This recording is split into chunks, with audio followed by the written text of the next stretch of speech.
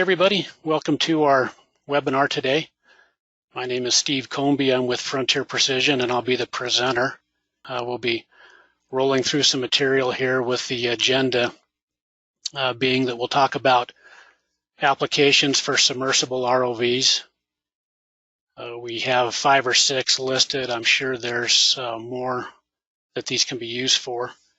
We'll introduce 2 models of chasing innovation ROVs, the Gladius Mini and the M2, and then we'll watch some videos so you can actually see these things in action and see the use of some of the optional attachments for the M2. Okay, with that, let's start into this. So some of the applications that we'd like to preview and that these drones can be used for are search and recovery. So these can be inland waters or near coastal waters, so anything from relatively shallow shipwrecks to accidents if cars have gone off the highway, if somebody's deploying expensive marine monitoring instrumentation and there's hang-ups or it gets lost, things like this. So quite a few applications in the search and recovery side. Dam inspections are proving to be a popular application. So if you're looking at pen stocks, degradation in any of the infrastructure at dams, popular use for submersible ROVs. And submerged pumps or pipelines are another popular application. In the country, there's quite a few pipelines that cross underneath waters. In the past, with a lot of these, inspections, it's been pretty expensive to send dive teams down to inspect these. So if you can do that with a drone, there's a lot of cost savings involved. And in large lakes and harbors, you can do ship and prop inspections. So launch these, go underneath, look to see if there's any cleaning or if there's any damage to the hulls or to the props. And then aquaculture inspections. A lot of aquaculture operations employ expensive netting to keep the fish in place, and you can go down and inspect these for holes, rips, debris hang up on those, anything that might interfere with your operation. And pre-dive reconnaissance missions. A lot of times you may be hesitant to send a diver down where you don't know anything about hazards or other problems that might exist below the surface. So if you can send a dive down first, send a ROV down first, and then have the diver go down later to do the repairs, you can collect a lot of good photos, video information that might be valuable in what tools or accessories he needs to bring with him to do the repairs or as part of the dive. So again, I'm sure there's more applications. I'm going to take this opportunity to launch our first poll. And so the question that we're posing here is, of these applications right here, what would be your primary use for a submersible drone? And I'm going to take a minute and just share that with our attendees. So some interesting results there. Thank you very much for taking part in that. And we'll get on with our presentation, talking about the first model today in the chasing family, and that would be the Gladius Mini ROV. So here's the main components of the Gladius Mini. Of course, you have the ROV, you have a base station, and you have a winder and a tether. So the tether with this, there's a 50-meter option and a 100-meter option tether, and these are manually wound and unwound off of that winder. So one end is a quick detach from the base station and the other end is a quick detach to the ROV. And then you have your remote controller, which just looks like a common video game controller, but it does have a really nice attachment to hold your cell phone or tablet. And your cell phone or tablet, you form a Bluetooth connection to the remote controller, and then you form a Wi-Fi connection between your cell phone or tablet to the base station. So if we look at the ROV specifically, We have our thrusters. At the top of it, we have the quick connect for the tether connector, 2 LED lights, and then a 4K ultra high definition camera right in the middle. And then here's a front view of it. So we have some very bright 1200 lumen LEDs on each side of the camera lens. And then again, the camera lens for our high resolution video or 12 megapixel photos. So you can get some very clear imagery for your inspections. The Gladius has a plus or minus 45-degree adjustable tilt lock mode, so you can control this via a little dial that's on the front of the controller. And I've got an image of it at the bottom of the screen. So by rotating that dial, you can lock it into a pitch location. So if you're looking at the bottom of a ship hull, if you're looking at the bottom of a dock, or just any imagery where you want to keep that in a fixed tilt, that can be adjusted with that dial.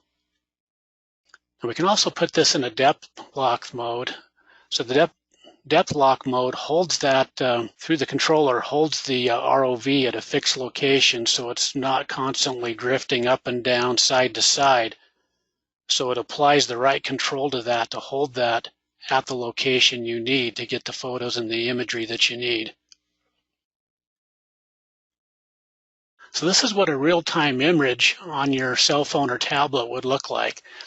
A couple things that I want to point out in here that are really handy. One of them, you get an image. So if you look at the lower left-hand corner of the phone or tablet image there, you can see a profile picture of the ROV. So you know what aspect it's in. Is it pointed down? Is it horizontal? Is it pointed up at an angle? And then you also get a reading of what the depth of the ROV is and what the temperature of the water is at that location. And then plus you can, of course, see all the imagery around you to know what you're viewing at that point.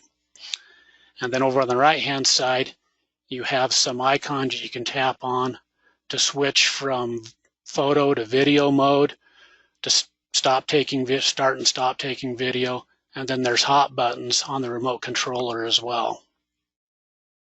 The base station has an HDMI connection, so if you're doing anything and you need to make the image available locally to some people that might be on site, you can connect, say, like a large screen TV via HDMI to the base station and make the imagery that you're seeing on your small cell phone or tablet available to a wider group.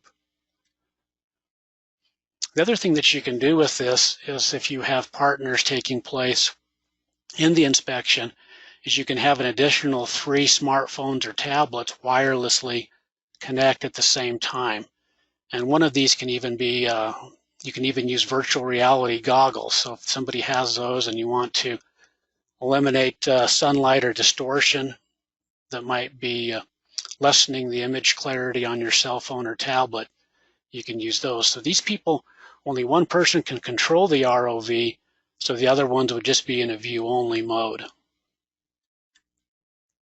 Okay, we're going to transition over into a more sophisticated drone. This would be the Chasing Model M2. And the difference here is we actually have more thrusters on the M2, and these are vectored thrusters. So instead of being in fixed position and then controlling the amount of power that goes to individual thrusters, on this, the thruster positions can change or rotate within their housing. So that's what we refer to as vectored thrusters. And there's 8 of those on there, so that gives us true omnidirectional movement with the M2. Another nice feature about the M2 is that it has a swappable battery. So if you need to go out to the field for extended periods of time, you can purchase additional batteries, have those charged, run a survey. If your battery voltage starts to get low, bring it up, pull the battery out, replace it. We actually have a video showing that procedure at the end of this that we'll watch, so you can see how simple it is to replace those batteries.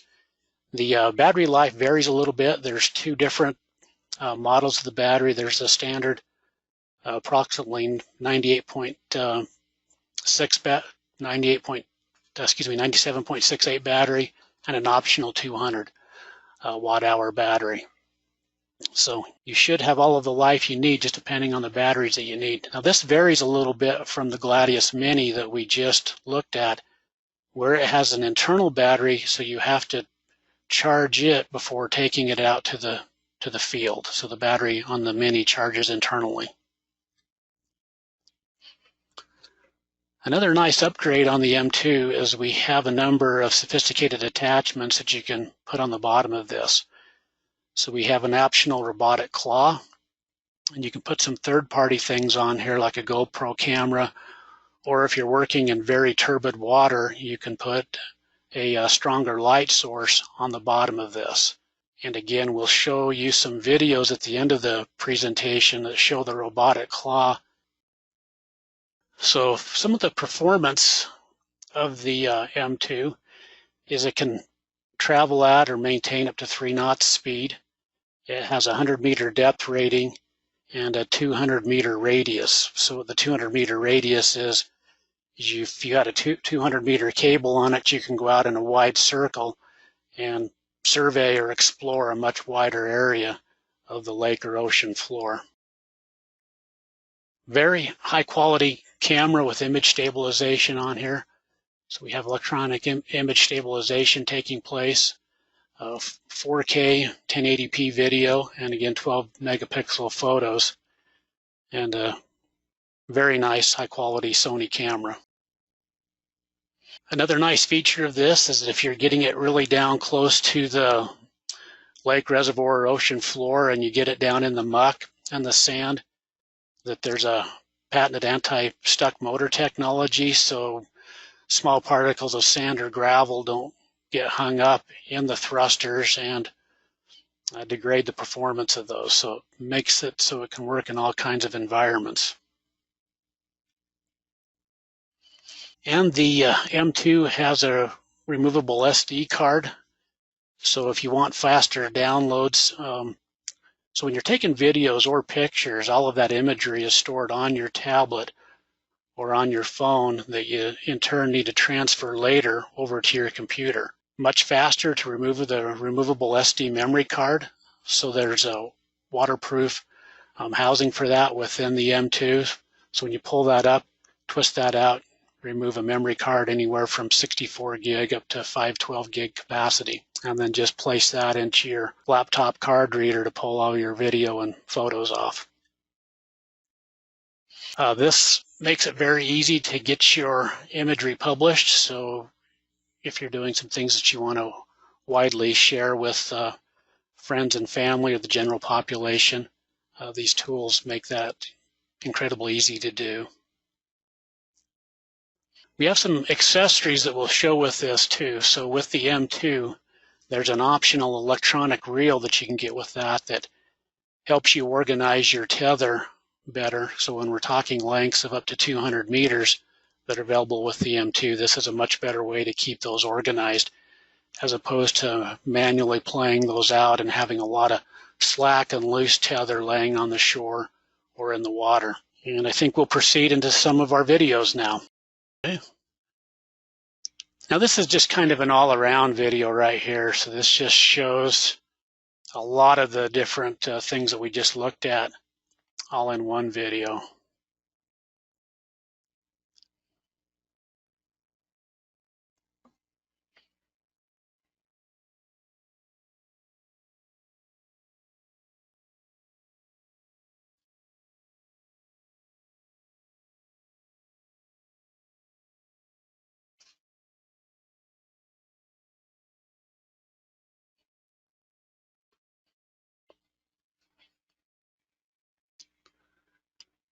So really cool. The submersible drones are going to be a great addition to our existing family of water resource and GPS instruments. So we're excited to represent and distribute the Chasing line of products here in the U.S., being a good fit for our river and stream gauging, water quality, water level instruments, and again, our aerial ROVs and GPS survey equipment. So with that, I'm going to open this up to questions.